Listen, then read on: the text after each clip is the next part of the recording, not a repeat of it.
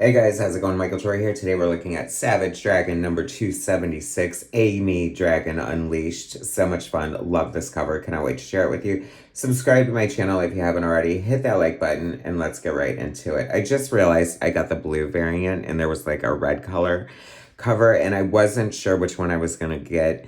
And I realized I didn't make the choice on my own, but I'm happy with this. Blue is my favorite color. The color in Savage Dragon is always amazing and it looks gorgeous. Amy Dragon Unleashed. So the next 4 issues of Savage Dragon are going to be focused on the dragon children having their own individual adventures. Amy Dragon and her tiger friend here. So much fun. I love this. I love the concept. Amy Dragon is just like such a great character. She has such a great personality in this issue. More than proves that she could easily carry her own title, like if Malcolm ever had to step aside. Savage Dragon by Erik Larsen. We know he does everything. Jack Morelli letters, Nick Koutsis colors, Mike Torres flats, Gavin Higginbottom editor, and Josh Eichhorn knee deep in the hoopla.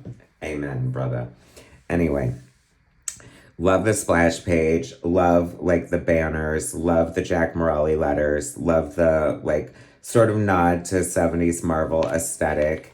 It is so much fun. Oh my gosh, a gag worthy 2-page spread here. This is absolutely gorgeous. The only glimpse of Dragon we'll see, it's like, meanwhile, while we go off on our adventure, what is Dragon doing?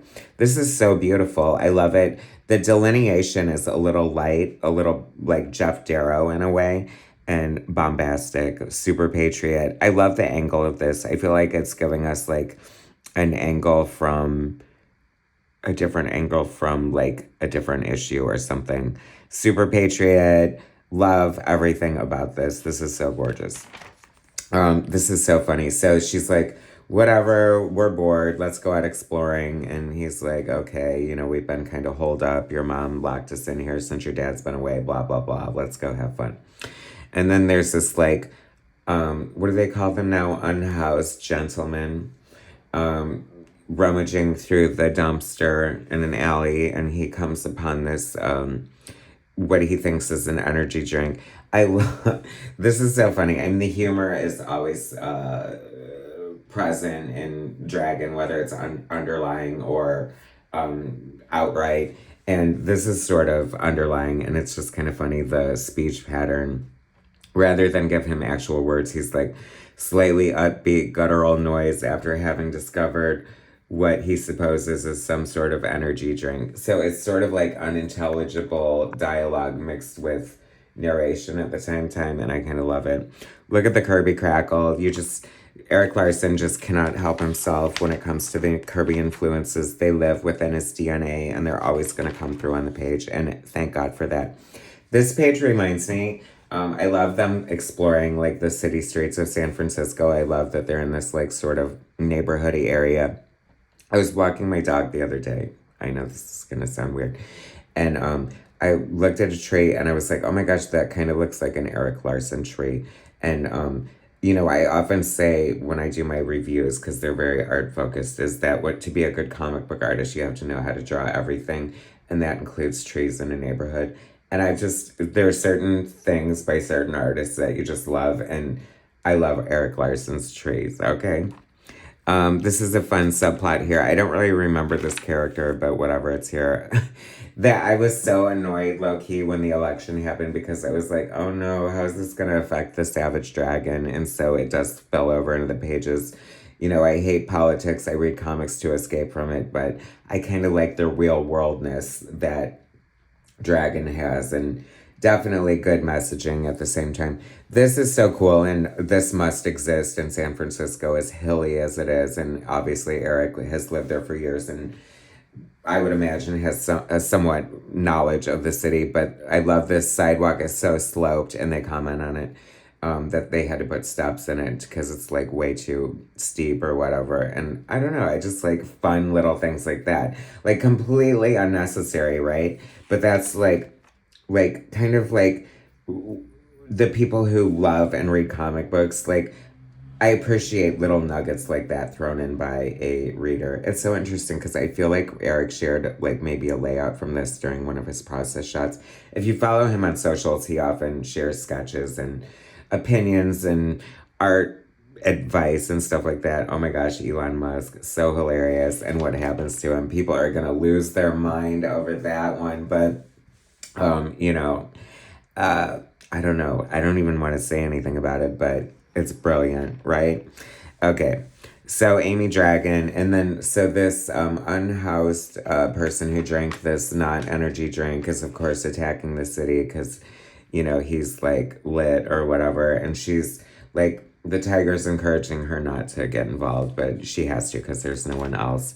And then it wouldn't be an Erik Larsen comic book if her costume wasn't completely blasted off. But luckily, the tiger lets her use his hoodie and covers herself because, you know, we certainly don't want to go there.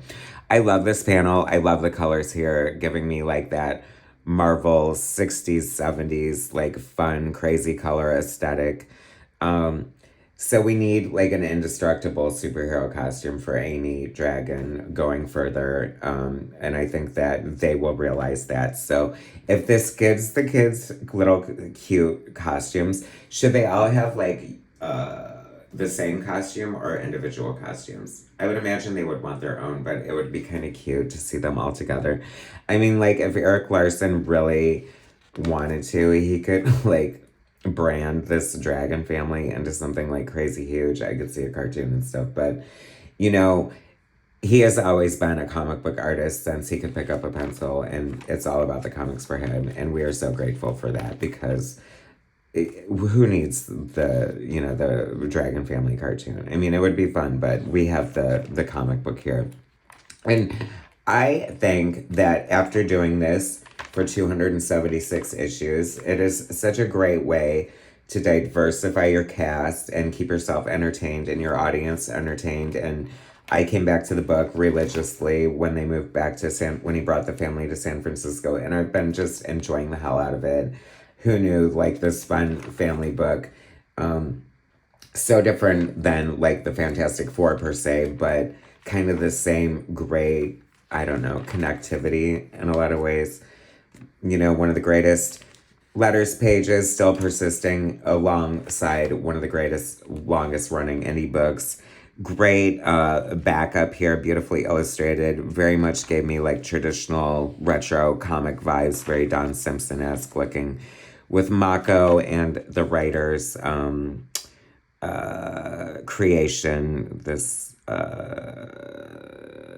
who is she? Serena. Script, Adam McGovern and Dave Kelly. Art, Paulo Leandri. Color and design by Don Reagan. And typography by Stefano Pavan. It is really cool of Erik Larsen to be like, give back to his little comic community that has supported him and feature their art and their backup stories and pinups. I had a pinup in Ant number 6 that I will always be so happy and excited about. This is so cool. Next issue is one of the other dragon kids. Who? Jackson Dragon. I think that is going to be so much fun. I cannot wait for that. If you're not reading Savage Dragon, don't hesitate to add it to your subscription list. It still remains one of the most fun, persistent, chaotic superhero comic books being published by one of the greatest creators of our generation, or any comic book generation. Thanks for watching, guys. Subscribe to my channel, if you haven't already. Hit that like button, and I will bring you more soon.